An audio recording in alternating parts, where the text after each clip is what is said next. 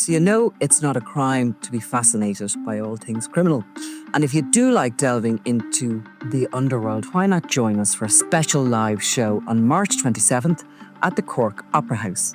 We'll be talking about the making of a cartel and all the wild and crazy stories that happened along the way. So why not join us for this special live show?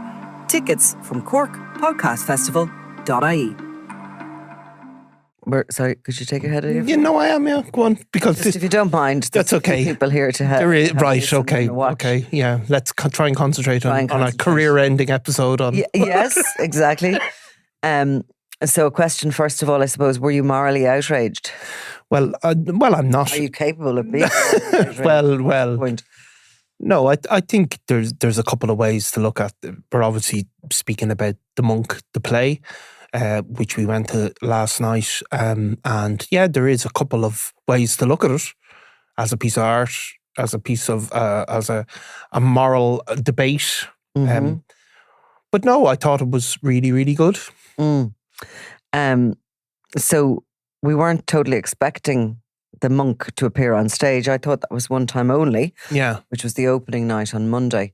Well, why don't you read a bit of your letter? Oh yeah, my letter. Yes. But that looks as if that's an important letter to me. Well, it's not, but I suppose it encapsulates a bit of the debate. It does, and it's also the kind of there's a familiarity to this. So this is sent to me anonymously. Yeah. And in quite peculiar type. Obviously, to throw me off any scent. Should I be looking to track down the writer? Which she's not, by the way. Which I'm not, yes. Anyway, hello, Nicola. When is a narcissist not a narcissist? Equals? Yes. Ever. Yes. When is one manipulated when dealing with a narcissist? Equals always. In my humble opinion, you were manipulated by Hutch when he came home in 2024 for his run to the doll. He wouldn't use the two poles, too much history, so he targeted you, but you think you'd got him to speak to you. I think that just really is supposed to mean he targeted you, but you allowed him think that you had convinced him to speak to you. Yeah.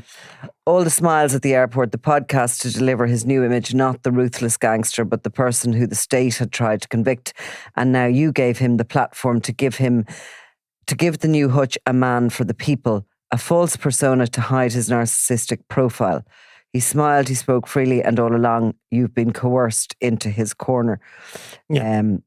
It goes on to, discuss that kind of thing. Now, interestingly, because I'm sure there's lots of people nodding and going, exactly, give it to her. Yeah. This is, again, quite a familiar narrative that we hear from a lot of people. Yeah. He allowed Dowdall Ghost State's evidence against him. Was it a plan hatched by him, and was Dowdall part of the Regency? So let him testify. The DPP gets sucked into the hysteria and charges him. He gets cleared. Dowdall does a few years and rides off to the sun. And Hutch comes out of the inner lad who the state tried to convict miserably and hid. Okay. So what that basically means, it's like as if it's written by AI, actually, come to think of it. Maybe it is. Maybe it is. But what that is that theory that floats around that Hutch actually was the brainchild behind the whole catastrophe that was the Regency trial, that he had got Dowdall to go state witness against him to give the evidence so as the trial could collapse, he could walk free. Dowdall did a few years and gone to the sun. Tell you one thing that's for sure, that didn't happen. And Dowdall ain't gone off to the sunshine to live out a happy existence. Dowdall is released now, isn't he? Mm-hmm. But he will be signed off the witness protection programme. He'll be relocated somewhere, undoubtedly English-speaking. And I don't know what sort of a life that is going to be, but I imagine it's going to be a very uncomfortable one, away from friends, family, and everything he has known. So that is the kind of the criticism that comes up again and again. And obviously with the Monk play, there has been a lot of writing around it. Crime correspondents have become theatre critics, and it's all... And theatre critics have become crime correspondents. Yeah. So there is a... So it's a bit of both. Yeah. So it's all kind of back again into the ether, this whole thing. You gave him platform. You didn't interview him hard enough, and he nearly got elected because of you. So clearly look, this podcast. So there's, and obviously then there is the play The Monk, Mm. which takes a different stance. I mean, there's a directly different stance there, which is not that he wasn't questioned hard enough, but that he, in a sense, is being, I suppose, unfairly pushed and connected with stuff that he didn't necessarily do. So there's the total opposite narrative is there in the play The Monk. So this is where we are. I mean, there's. We start with the play itself, yes, maybe, right? Because there's been an awful lot of discussion around it, and people being brought forward to make comments about it. And most of the people I've seen who are making the comments haven't actually seen it. Yeah. So they're morally outraged by a piece of art, which is what I see it as, that they haven't even seen. The play depicts Jerry Hutch in a cell, and it's in the run-up to the verdict being delivered in the Regency. And it's that kind of moment where he discussed on this podcast as having a sore tummy. Yeah. And it's the time that he's contemplating whether he's going to be jailed for the rest of his life or whether he's going to walk free. There's a character of a young girl who he describes as his guardian angel, who's at his shoulder and watching him. And as he faces this Judgment Day, essentially, he's recalling his life and his childhood and the things that have happened and the big things and his relationship with the media and his relationship with the guards. And, is it exact? It's pretty close to the way I think Hutch is and how he sees the world. Rex Ryan, I think, does a very good job of getting into the shoes and into the head of him. You don't have to agree with how he reacts to certain allegations that are made by him to himself, essentially. But it's the way he reacts, isn't it? It's very accurately depicts how he would. Well, it's a one-man show. I mean, that's the key of it. And so it's Jerry Hutch speaking to himself. There's nobody else on stage. So it's an internal monologue, I suppose, spoken out. So it's by its nature, it is from Jerry Hutch's perspective. I mean, it can't be anything else. Mm-hmm. There's not, somebody playing a guard popping up and giving his perspective on events. It's literally a personal story. Like the first thing to say about it is if we just put aside any moral question, right? So put that aside. It's okay. But which is not a problem for us generally, but it is really, really good. Oh, yeah, I mean, that is the thing to say. I mean, as a piece of art, it is really, really compelling. Now, I interviewed Rex Ryan. You've obviously interviewed him as well. Like Rex is he's middle class guy, very artistic sort of type, and you wouldn't believe that he could become Jared Hutch, but he is really, really brilliant in it, I have to say. He doesn't do, he doesn't do the kind of the parody version of Jerry Hutch. He doesn't lapse into that at all. Like, he's not a big built guy or anything, Rex, but he actually manages to get over some of that sort of potential for violence, some of the anger that can be there, but he also gets across a vulnerable story and somebody who's reflecting on where he came from and how he ended up where he was both in terms of what he might view as his successes and his failures. So it's not told in a linear way. It's not I did this and then I did that. It's told more as a stream of consciousness where things come into his mind and he looks at that and then he might jump forward ages or he might even jump back a bit. I think it's a really, really good I think it is really excellent in terms of capturing. It's not I was discussing it with somebody after, and they were saying, "Well, is that true? That what happened?" I said, "Well, that's not really what it's doing, but it does capture some of his character and some of the things that defined him." So I think on that level, it's brilliant. Yeah, and even when it comes to, he's talking about the Merino Marsh, and you're brought into a place that, Rex as Jerry, as a storyteller, is going through the intricacies of it, the mechanisms of how it happened. And the next thing he comes back and says, "But I wouldn't know because I wasn't there," or something like that. And that's exactly how he would react and answer anything around that. Yeah. You know, people sort of demand things that you interview him harder, that you well, really, what do people want? Do they want, like, what do you get from somebody if you just stand there shouting at them, repeating questions over and over again? Well, I mean, you get a reaction. You get a reaction, So, which we've seen yeah. a few times Yeah. from the real Jerry Hutch, which can be angry. Well, and of course they would say, well, that is that is also the real Jared Hutch, as opposed to, But anyway, like, I suppose, this is the big debate, because it's not just a play. If it had been just a play about, say, for example, say an IRA guy in the 1970s who's dead 30 or 40 years, and Rex Ryan had done a one-man play about him and maybe being in the Troubles and being involved in terrorism or whatever, it might be controversial, but it probably wouldn't be that controversial. So, but this is hugely controversial. Yeah. I mean, there's no doubt about that. So I suppose you ask, well, why is it controversial? And, the answer is because it humanizes Jerry Hutch. Mm. No doubt about it. It's become controversial so I was at the original run of this play, and it did get a bit of publicity. I can't remember exactly how much, but certainly not a huge amount. The play has slightly changed. Firstly, the presence of Jerry Hutch on the stage at the beginning of it, which we'll get to, wasn't anywhere near the first one. The first one was in the Glass Mask Theatre, which is a bespoke little theatre in Dublin, holds about 120, I think, maximum maybe 80 people.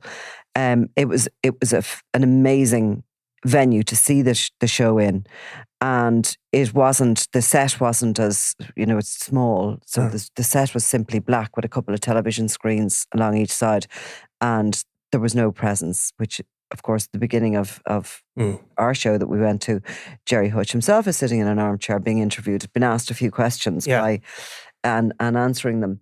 And what did you think of that when you see that? Like, because it starts off, it's the first scene, it's black on stage, it comes up. You see, I thought I was going to, because I read some of the reports after the Monday that the play should have been, that somebody, I think it was actually Paul Williams, wrote that the play stood alone and didn't need Jerry Hutch in the armchair at the beginning of it. So I thought I was going to probably feel the same because I'd seen the play and I thought it was very powerful on its own.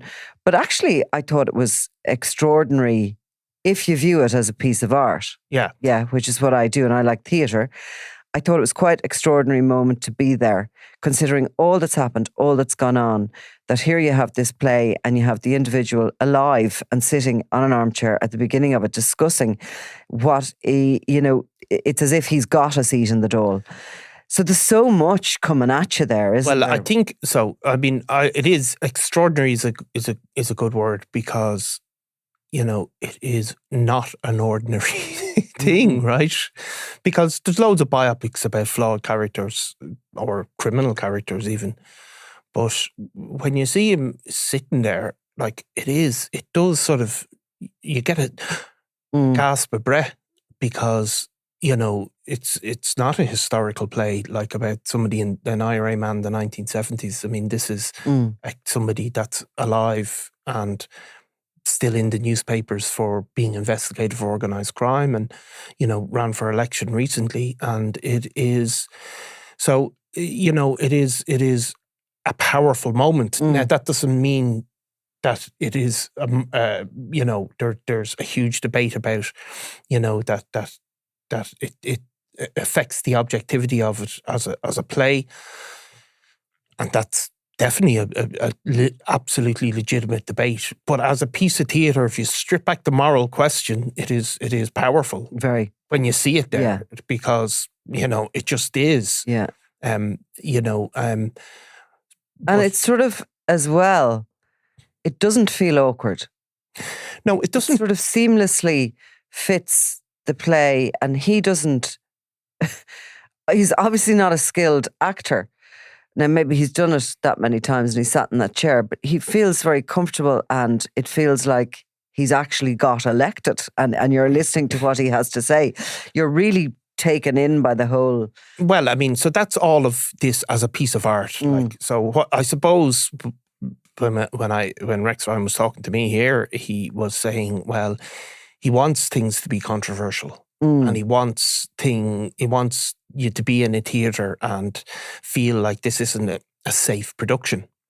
That's what he wants. It's not that he wants it to be. It's not that he wants to avoid any controversy or any criticism.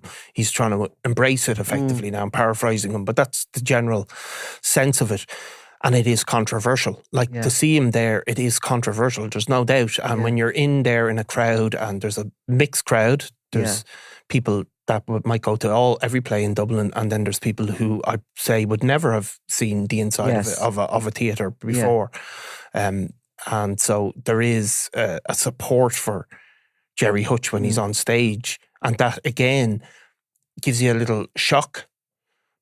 But, again, as a spectacle, it is, powerful. Now I've said, let's strip off the morality, but that has become the debate, really, isn't it? Is morality of it all, and the morality of two things, of if he wasn't running for election, how would people feel about it? Is that what's really? No, I don't think that is it at all. It's actually the legitimising of him, the legitimacy of him as a sort of a character of Dublin, isn't it? Yes. So it's, I suppose, to put it in, to make the argument is, the election is certainly a part of it, but I think that's a lesser part. What people are effectively saying is, this turns Jerry Hutch into a hero, and that Jerry Hutch is not a hero, he's a really bad person, and that, by doing this, people, and going to it, you're effectively supporting badness. Do you know what I mean? And that's the basic argument, is that, people like Jerry Hutch shouldn't be made into heroes. But I can't totally understand that argument. And it's similar to when people will say to us all the time, you're just glamorizing crime. Yeah. We're not glamorizing. We're talking about something that, okay, people can have their opinion. Totally. We're glamorizing crime and, go for it. But my position would be that I think a lot of people get really uncomfortable with you talking about crime at all, because they just want it to go away, and they want these people to go away. And so it's very easy to turn around and say, oh, you're glamorizing it. So in other words, turn off the volume, shut it down. That you should be so embarrassed about doing such a thing that you just stop talking about it. Do you feel that way? Well, I totally do. I mean, look, I suppose I actually had a bit of a row with a friend of mine just speaking about the play last night, and I was saying, well, I mean, you watch Goodfellas and you love Goodfellas. Yeah. And they were saying, oh no, that wasn't a real life. And I said, well, 100% was a real life story. Yeah. They were saying, oh, that was ages ago anyway, because everybody was dead. And I said, no, that was written less than a decade. That was put on the screen less than a decade after the events that it's written about. And I'm saying, and you've seen Goodfellas, because this person hadn't seen the play. And I said, do you think it makes them out to be heroes? Like, it doesn't make out the cast, the characters of Goodfellas. None of them come out as great guys. All they come out as is, rounded human. I mean, when I mean rounded human beings, I don't mean that they have rounded personalities. But you see, they do this, and there's a motivation, and there's a reason why, and there's an explanation for how they get involved in this life. It doesn't excuse them of their actions. It doesn't say that's okay because he grew up there, or it doesn't. It just presents it. It presents it, and it presents it in a full picture. Yeah. So Henry Hill, for example, he beats up his wife. It doesn't not show that. It does not show him being involved in drugs. And people still say, well, people still probably have said of Goodfellas, oh, it glamorise it. Well, how does it glamorise it? Yeah. And the other thing about the argument about the glamour of crime, glamorising crime, is like the glamour associated with crime is really the reason why people are criminals, in my opinion. It's not. course. It's not. The lure of that. It's not the lure of the money. No. It's not the consequence of poverty, though poverty plays a role. The reason they do it is because it is, by its nature, a glamorous life within that community. And that would be the same. That's the same. For example, in the US, where there's very little in-depth crime reporting on the individuals involved, right? So I remember there was a thing about The Wire, and there was a reporter from Baltimore who worked for the Herald for a short while, and he was saying, we don't write about any of the personalities involved of them. We don't know their names or anything. So it's not the press, but those people in Baltimore that are involved in crime, it's the glamour they have within their community that draws them to it. And it doesn't matter whether it's reported in the press or not. So, and the risk. And the risk and the rewards. But a lot of it is to be a big shot. And a lot of them as well, it's the buzz that they get out of it, isn't it? It is totally. It's that excitement. It's take a bank heist. Yeah. It's the excitement of that moment, the adrenaline, the heart pumping, and getting away with it. Yes. And then sitting back and watching something on the news. But funny, on the glamorizing thing, that really came up so much during when everybody was watching Love Hate. Yeah. If you remember that. Yeah. And I remember just looking at it going, I cannot see the glamour here. I actually thought that was really well written. It brought in all those elements that are not glamorous. You know, the rape, the mental health problems, the addiction issues, the violence, and the bad treatment of women. Yeah, I thought it was very well rounded. Maybe is the description. Oh, of course, Nidge and your woman living in this fancy house, and they're going on holidays and stuff. But that aside, the rest of it was pretty raw, and I think showing the full picture. So, I mean, I suppose if you were to look at Succession. The famous thing based on the Murdoch family. I mean, people don't say that glamorizes, you know, corporate fraud or something. So it's a type of thing. So as I've actually said it before to you, like crime reporting, and in particular in maybe in the, you know, in the sort of the bigger picture crime reporting, it's about, it's a morality play, right? That's why people engage with it. That's why all media organisations now are doing more crime than ever before. It's because people read about it because there is a moral aspect to it, and they relate to it thinking, you know, what would I do if my wife was cheating? Would I kill her? Or, you know, they relate to the morality of the individuals involved. You know what I mean? They think about it in those terms. But you talk about individuals, and that's, I think, really what is the draw. If you really want to get interested in the bigger picture, an individual will draw you in. Of course. Be that a criminal and somebody with a personality or with something, the je ne sais quoi, that makes them stand out from others. But you have exactly the same with the flip side of that, which is a victim. Yes. There are times that we need to be able to engage and identify with a victim in order to feel empathy for people who are suffering from the results of criminal activity. And maybe less so in this country, but investigators as well. People can and, you know, obviously in TV programs, you know, police become also their character, and their, you know, what motivates them becomes a way in which it reveals the bigger story. So what happened in The Monk is not, I don't think personally, that there is any, you know, it shies away from saying he's a criminal, basically. I mean, I don't think it does. No, I don't think it does. I mean, he's presented in a jail cell, awaiting a verdict where he has gone on trial for murder. Yeah. So that is the absolute setting. The stage design is to present him as a criminal in a jail cell. Exactly. So it doesn't present him as not a criminal, but I think what some people object to is not that they can't say that, and nobody could say that, but what they do say is, underlying it all, it doesn't present him as a psychopath. Yeah. And that's what they feel he should be presented as. So, and I don't mean a psychopath in the normal sort of, a proper psychopath, which is somebody who has no remorse, has no empathy, is only self-involved, and commits violence without a second thought. So that is what good would that do? Because that would satisfy a group of the population who don't think he should be presented as anything, or that this character has a role, or should be spoken about. So there is that, like there's so that just generally object to the fact that we're speaking about him. There's a play about him. There's anything about him. Totally. And they just don't want him to exist, to be there, or to garner interest from anyone. Or if he was to be there, that should be how he is presented, as a cold, ruthless, self-absorbed psychopath, as your letter says. Now, there may be people like that in this world that are classic psychopaths. Most people are a mixture of good and bad.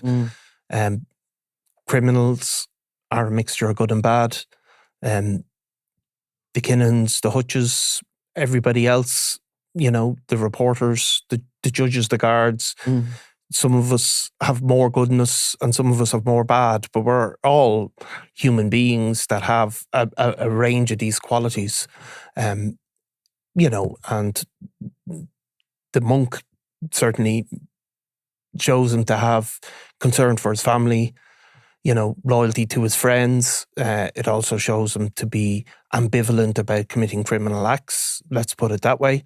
It also shows, I suppose, how his life of, how he became introduced to crime. And there is no doubt poverty and deprivation. It tells the story the way he tells the story. Tells the story where he tells the story. It's quite similar to his narrative that he gave us here. A lot of that is actually in it. You can hear that. What I was going to say earlier there was, I got totally sidetracked in my own pea brain. Yeah. But so I was talking about the first run of it. Yeah. And it didn't get the publicity that this got. It was on, and people were not morally outraged. And 120 of us or whatever per night went along and went to see it. And there was no big headlines or moral outrage. And then it was announced that Rex was putting it on in The Ambassador. And of course, being an artist, you have to put bums on seats, right? You have to sell the tickets. He's not doing this for the goodness of his health. This is Rex's career, what he does. And he is there. And The Ambassador is a big old theatre with 650 seats in it, 450, 650 a night. I think at least, And it's on for a week. Yeah. Like, that is a lot of tickets to have to sell. And who wants to go out to an empty stage, an empty theatre? So the reason it sort of really drummed up the moral outrage and the big publicity around it was because Jerry Hutch arrived up to The Ambassador to meet with Rex. And then clearly they held a sort of a joint press conference event thing. That's when the moral outrage started. Now, I think that the reason for that is two people there had an agenda. Jerry Hutch used it as a place to announce officially he's running again for election. I think we've discussed, and he probably knows he has little chance of getting in, but he's going to give it a good wallop again. And I suppose it's his nature, that anarchy in him to sort of rage against the state and ordinary society. But that was his agenda for that. And for Rex Ryan, the agenda was simply to sell tickets. And who could blame him for that? He needs to sell out that bloody show. Yeah. If he ever wants to hold it again, or he wants it to be a success, we have done shows. And it is so important to have people there. You don't want to be playing to a half-empty show. But I suppose the moral question then becomes not what Rex Ryan gets out of it, but what Jared Hutch gets out of it, and does Rex Ryan facilitate that? And that's where the moral question has come from. I mean, I sort of summarise what the moral case is, but that is the case is that, you know, is this immoral as a result of Gerard Hutch participating and getting something out of it? Is it immoral that they came together for those two different reasons? You mean to Well, I think so. Yeah, I mean, I think that is what the immoral question. to who? Like it's not. I don't think for a second it's immoral of Rex Ryan to No. sell his tickets. He's doing a show on the Monk, Mhm. and the real person agrees to come along to do a press conference. Yeah. I mean, why not? From his point of view. Well, I mean, you're putting me into position to be the devil's advocate, but I suppose that the issue would be that. Well, I mean, so the issue would be that you know, that you're allowing somebody to wash their reputation, I suppose, Gerard Hutch. But how is he washing his reputation? Well, again, that is what people are saying, isn't it? I mean, that is the overall, and we've heard. Play is about his life story anyway. Yeah. So it's not unusual that he shows up to, to the press conference. It's unusual in one way. Well, it is unusual. But in the other way, it's not like he's completely out of sync with what's happening. No. I suppose, see, well, have we ever quoted Oscar Wilde before? I'm sure I have. I'm sure I do all the time. Well, I'll quote this, right? Right, go on. There is no such thing as a moral or immoral book. Books are well written or badly written. That is all. So, this is a broad sort of debate that's gone on since the beginning of writing about what is the moral position of art, I suppose. Oscar Wilde says there's no moral position. You tell a story. It's either good or bad. Yeah. Now, other people, like Tolstoy, for example, I think said, well, you know, everything should have a moral purpose that you do, every piece of art. And it goes on and on. Like it's just this one of these constant debates that we luckily don't have to get involved with. So, you know, I think this is what Rex is saying. This is nothing to do with trying to project the moral view of Gerard Hutch's actions. Mm-hmm. Nothing to do with saying Gerard Hutch should be elected, should be not elected, is a moral person, is an immoral person, is justified in his criminal actions, or is, you know, should be condemned. That it's telling a tale of a person. Yeah. And that is all his job is. And I think that's fair. Yeah, I do too. I'm with him on that. Now, it's also fair, as I said, all of crime reporting is a moral play, though, nonetheless. We're not artists, we're not. So we engage in a discussion of morality on a constant basis in crime reporting and in reporting in general. And obviously people at the press conference asked Gerard questions about his criminal activities or what the guards have said about him. And, you know, that's also fair, isn't it? Mm-hmm. It is fair, of course. I mean, that is fair, and it's fair. If he's going for election, he's going to have to start learning how to answer those questions. And if you talked about Paul Williams' review of the play, which I thought was fair. Yeah. I mean, it was you know, it was a fair. He thinks that's wrong. Gerard Hutch being up there, it's not right for the play. The play is a really good play, basically, but that shouldn't happen, and that is fair. You know, so. It's not that people are not entitled to take a moral view. You can take whatever moral view you want, and if you can justify it, which, you know, certainly in the case of that, he does justify it. This is what he says. That's his opinion. I mean, people are entitled to view this in a moral way. When I'm saying you strip the morality out of it, I'm just teasing out the issues. People are entitled to write you a letter and say, that's immoral. But, you know, it is an opinion, I suppose. Somebody said to me... So that brings us back to the question of, not maybe the question, but the position of a certain element of society that nobody should be talking about him at all, or that, you know, it has no purpose to talk about it. And for me, that element is like as if we just stop talking about it, it'll go away. It doesn't exist. And I'm not sure that is good for society. I think we need to be talking about crime in every aspect of it. From the victim's point of view, we need to be talking around the perpetrators. We need to be talking around the economics of it. We need to be talking about, you know, where it sits in society, why it's there, we don't evolve as a humanity unless we actually consider these things. Well, I think exactly. So, and I mean, people might say, well, you're falling back on let's have a debate about it, which people always say when things, but that is a fair position. So we're in there, obviously last night, and it's like, as I said, it is a spectacle when you see people cheering Jerry Hutch, right? It's like, it is. Like, I didn't notice that so much. Cheering him. Well, no, there wasn't. He got a clap when he came on or whatever. Yeah. And so, like, that is, I struggle to connect with any level of morality, as you know, but I don't feel morally outraged at that moment, but I feel like this is not necessarily normal. And was that where the outrage was? But that's some of the yes when he went on stage. That is some of the outrage, right? That is one of. There's loads of different pieces being written. Some of that is the cause of outrage. Right. There's references to Veronica Guerin in it, which some people found distasteful. There's jokes which people have also found distasteful. Jokes about, Veronica Guerin, from memory, was in the original as well. Yeah. The original version that I saw.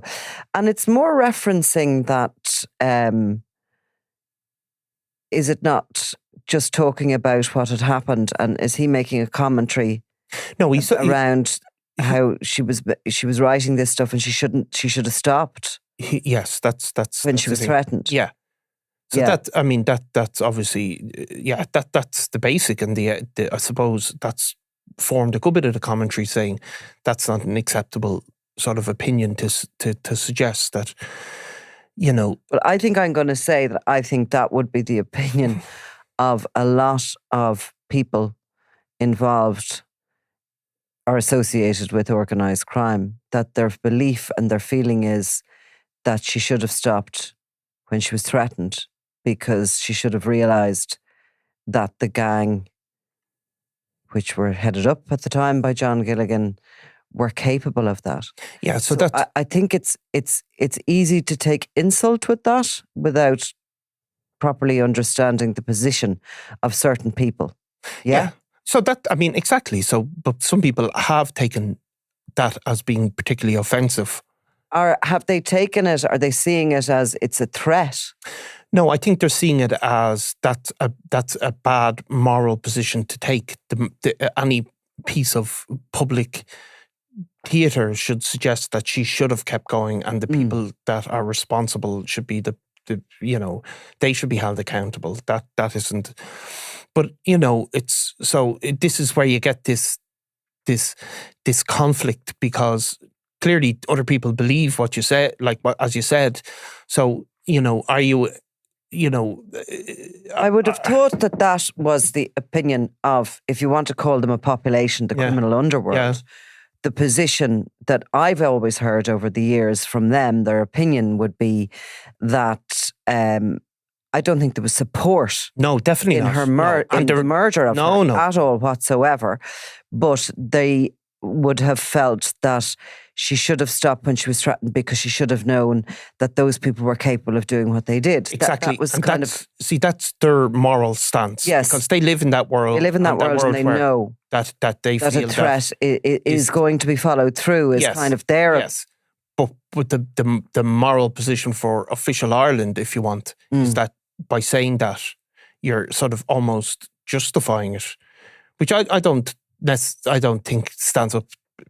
I don't think it's presented like that at all in the play, but that's one of the things that is being said about it. And so and I suppose in a way there's so much going on in the play. There's so much. It's kind of like almost, it's this sort of juggernaut coming at your senses, the play. Because even you have the noises and you have the televisions and you have the crackles and you have the memories coming through.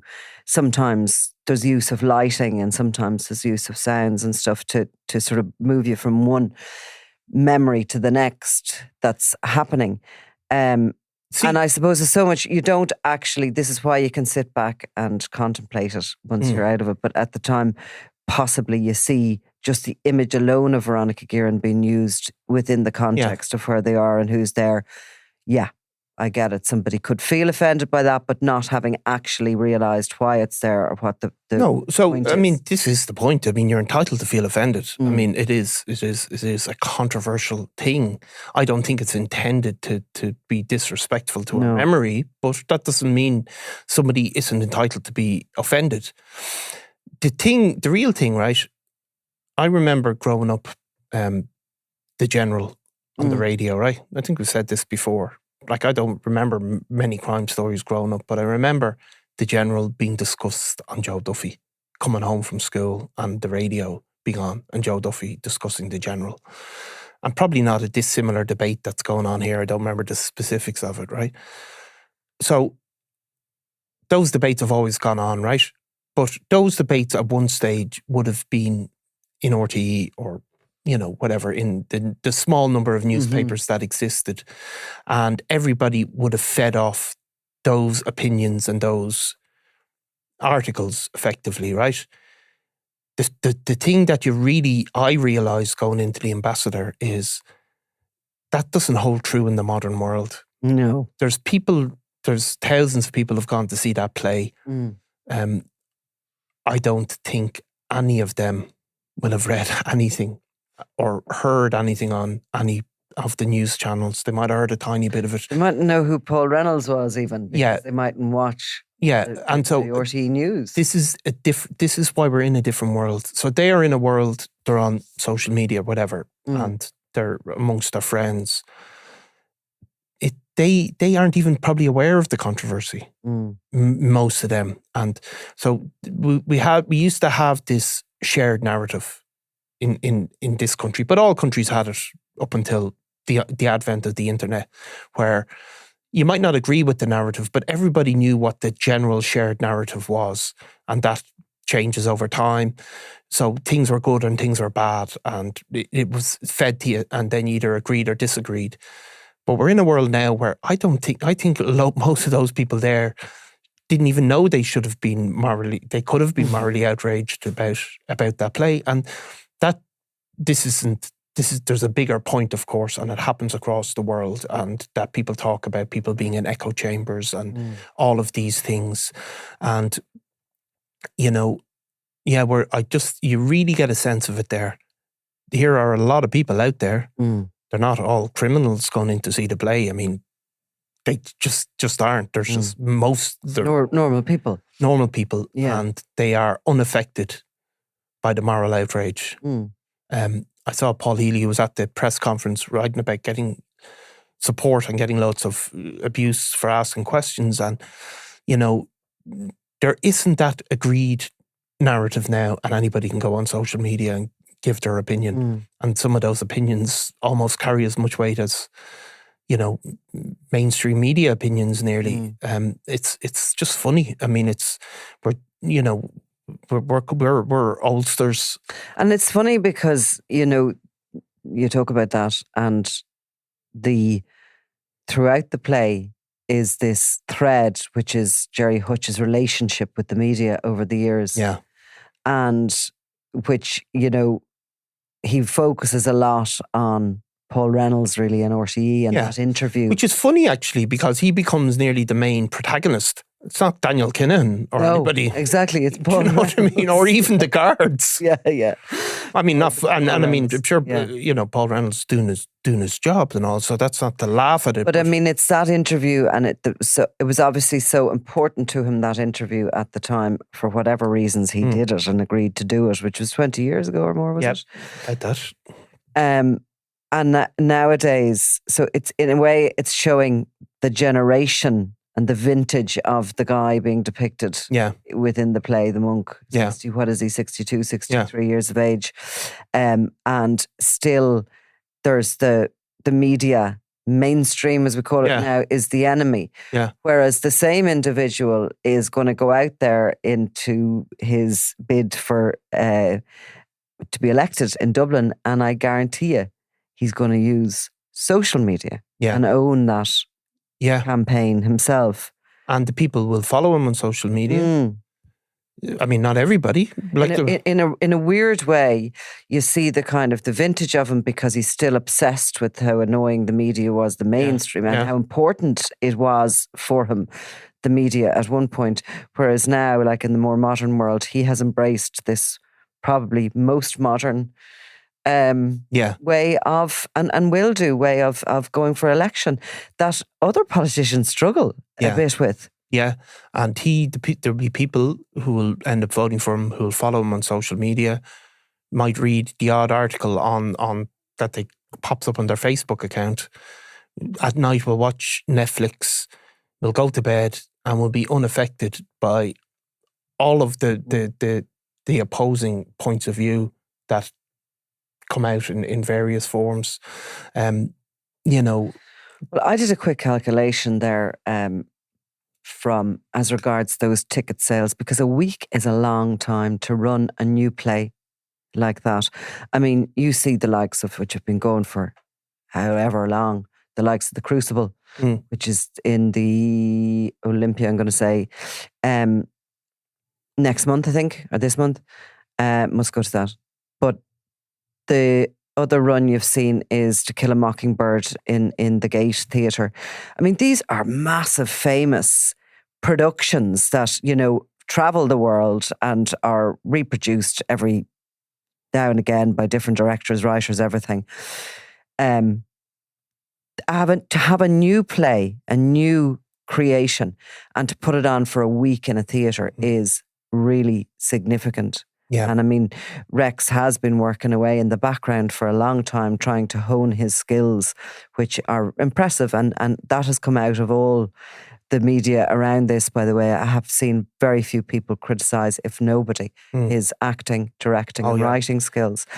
But my point is that from the calculations I did, I say of the 650 seats in the Ambassador, which I think there is, you get 7 nights of that. You're talking 4,500 people came out with their hand in their pocket. Yeah, and came out to that. Yeah, it is incredible. And so you try and translate that into some votes. Yeah, and and that of course is the argument against it. And look, I mean, the thing about it is, there's certainly, I would say, let's say, jokes about robbing banks. Obviously, the two famous raids that Gerard Hutch is connected with but never been convicted of.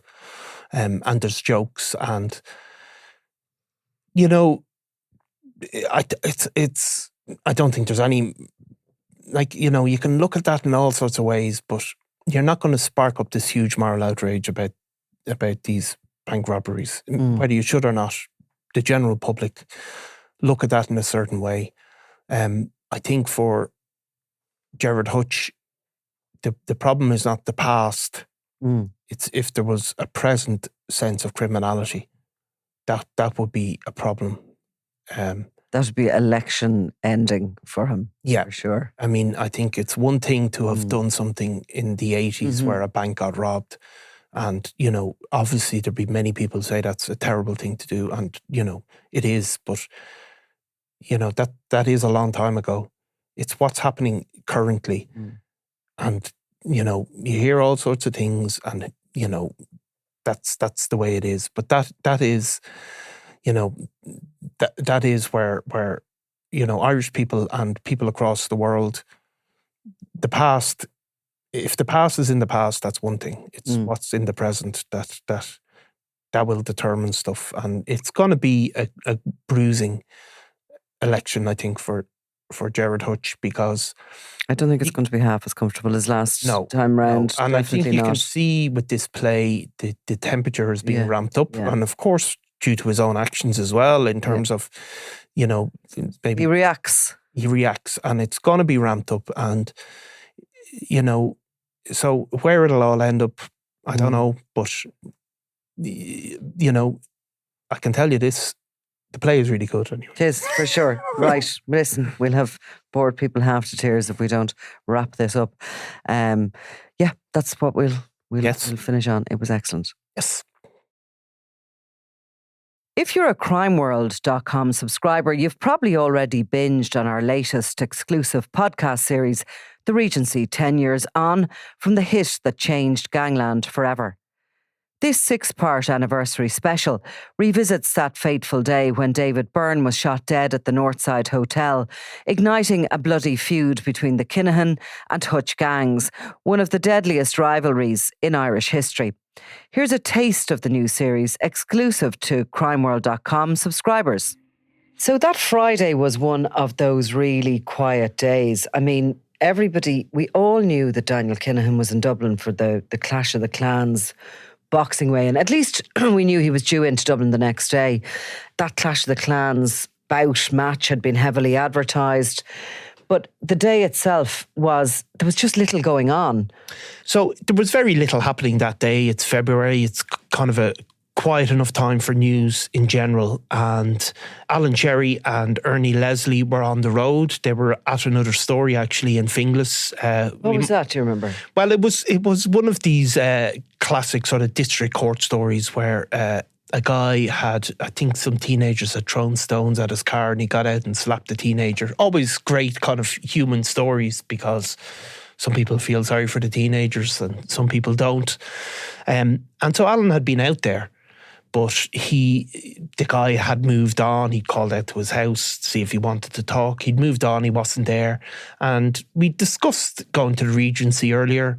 And I said, look, just go along and see what happens. Divert there. We obviously weren't expecting anything. And obviously that point of Alan being there would be the subject of conspiracy, but we'll get into that at a later point. For sure. So it was a case really that day of, one thing hadn't worked out, so go to the next. But also there was definitely a general sense of if we could be there, just in case. Yes, and as you said, to see who was standing beside the Kinahans and who wasn't from that bigger organised crime group. So Alan and Ernie went out. I got a call. I think you got a call almost simultaneously, but I got a call from Alan. I'd spoken to him earlier on the day saying, see what happens. And he phoned me up and said, there's after being a shooting and I think we've got a picture. And I actually went, yeah, very funny. But of course, he stopped me and said, no, I'm serious. There's some guys come out with a gun, there's shots fired, and there's total and utter chaos.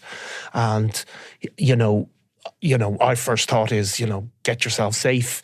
I have to admit, my second thought was, I hope they did get good pictures. But, you're still thinking they have to get safe. I mean, I know you probably got a similar call because Ernie and Alan obviously were in the same Jeep. And of course, Ernie's the guy taking the photographs, yes. So he's on the phone to me. So I actually had gone for a pizza for lunch and I had come back over to the office and the phone rings and it was Ernie. And I answered and he was panicked on the other end of the phone. This was real high octane stuff. And he's still trying to take photos. He's trying to tell me what's happened. He's told me he thinks he's got a good one of one of the shooters as they were running from the scene. He was trying to call up the photograph on the back of his camera. Yeah. Because it would have taken him a while to get it onto a screen, but he'd also sent it into the office. Yeah. You know what I mean? So he was kind of in the middle of doing a number of things. And as I was on the phone to him from memory, the photograph came into the office and we put it up on the big screen. And it was clear to see that this wasn't just one of the shooters as he suspected, but it was two. One of them was dressed as a woman. Which is, of course, there was also this confusing story about guards coming in with weapons, and obviously we know now that they weren't ERU guys, they were guys dressed as them. But Alan was telling me this, there was talk of these guards, and then obviously there was, the crowd fleeing from the scene. So it was all confusing. But as you said, Ernie had taken a picture of the back of his camera. People will know what the photographer's cameras look like, and they have a little digital screen. So you don't see it in great detail. But we knew this is a once-in-a-lifetime photograph has been gotten. Yeah, as soon as it came in. And of course, look, the newsrooms aren't as busy as they used to be. They used to be very busy, buzzy places with phones ringing everywhere. And it felt like a proper newsroom that day. I remember everybody's phone was going. People were hearing little bits about it. The news was starting to break about it. And of course, we were there sitting in the office with this photo. There's that sort of news sense in you that you want to run this. Yeah. And at the time, we weren't putting stuff up online. This would have been held for the paper on the Sunday, and this is a Friday afternoon. We had something really special here. But we also, I think, knew the guards were going to be desperate for that picture because they were two gunmen running from a scene of a crime. So it was a very compromised situation, and there was a bit of arguments going on, and there was voices were raised. Totally. I mean, because it is complex. I mean, normally the journalism likes to keep itself separate from the Gardaí investigations. So Garda investigations go on and journalism reports on them. But obviously then you're put in this compromising position because you have guys running out visibly with handguns in their hands. And, they're obviously then disappeared into the ether. And you have to have a discussion about what is your civic responsibility in terms of, do you help the guards? You don't want these armed gunmen to run down the street and kill another few people. So it was a complex one, and people were aware straight away that the guards are going to want these pictures and want to use it for their purposes. And we also have our purposes, which is to tell what happened and to report on the news. So there was a conflict straight away. From my memory, as the afternoon went on and I was talking to contacts and to other people who were involved in crime journalism, etc., it became apparent that there were no guards at the weigh-in. That in actual fact, the guards didn't seem to be there at all. They were called literally by the hotel and had arrived in response to what had already gone on. Of course, David Byrne had been shot dead in the reception of the hotel.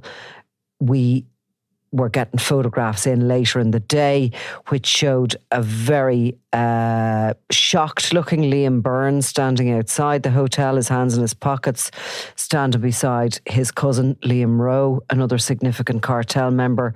There was no sign of Daniel Kinahan.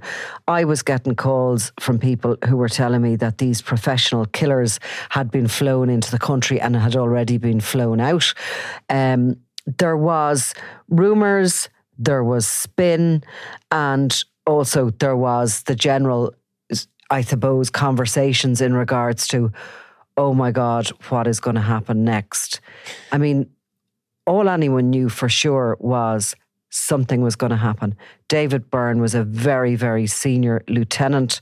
He was also from criminal royalty from the Byrne family. His brother-in-law is Thomas Bomber Kavanagh.